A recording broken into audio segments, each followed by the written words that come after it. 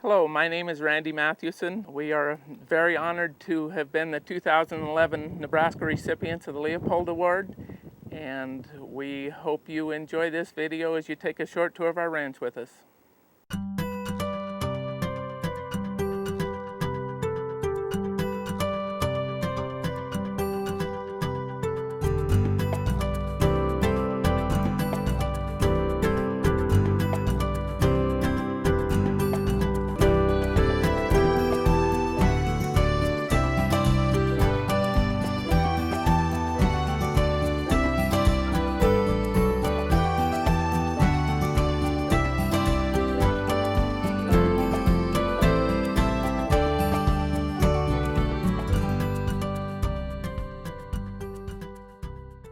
Our family farm corporation is RGM Corporation.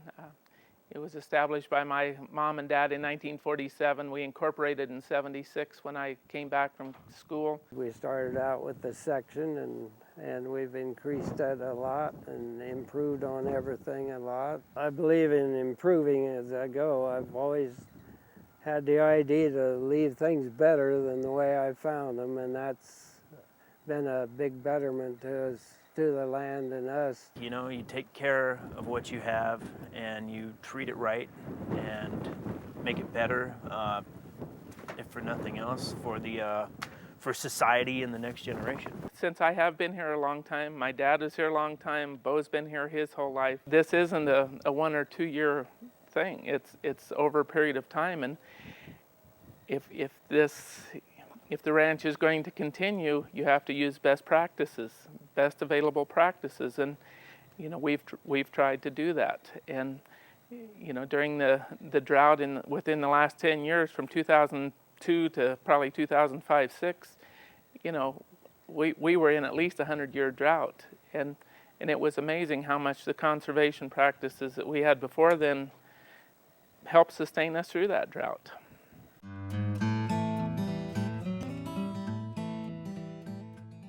You know, one of the real keys to being able to rotationally graze in this area is having sufficient water.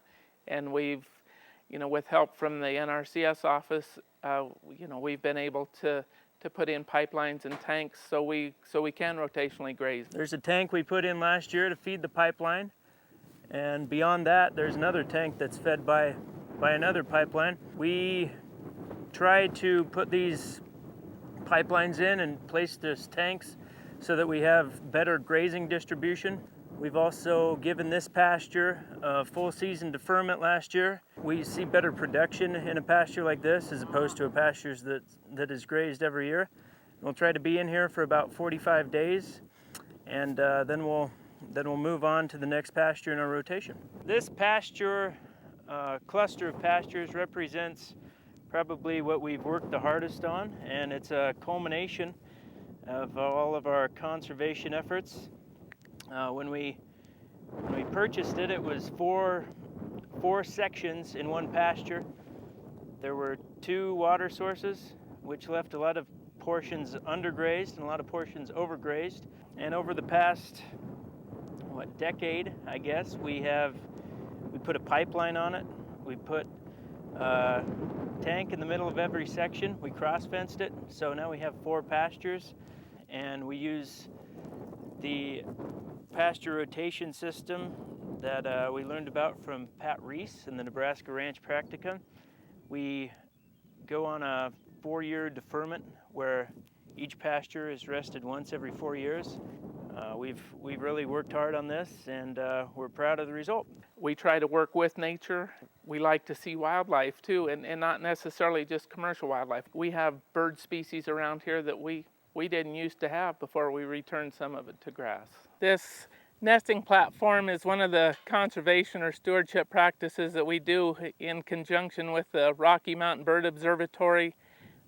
South of the interstate, there's a lot of canyons that ferruginous hawks traditionally nest in, and they're trying to increase the population. They know that there's pairs in this area, and they're trying to increase it, so they're putting out nesting stands like this, and we're more than happy to cooperate with it to see if the population can be increased.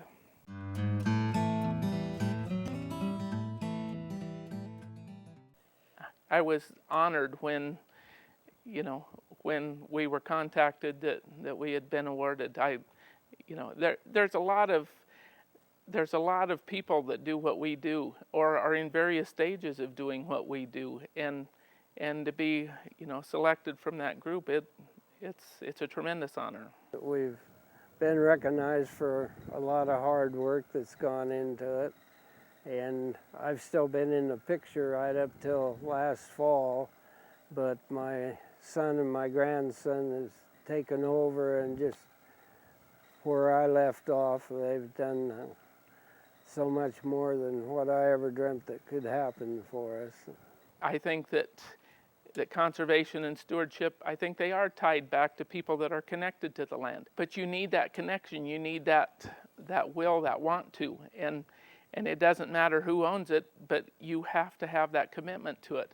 And I take a certain amount of pride in being able to produce food, produce it efficiently, and being able to make a living. I think one of the things that I remember most is, and I can't even tell you for sure where it was, it's probably up around Scotts Bluff someplace, but on some undisturbed land.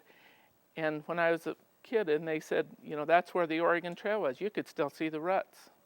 What's that been, 160 years ago? What we do today is going to affect this land for a long time.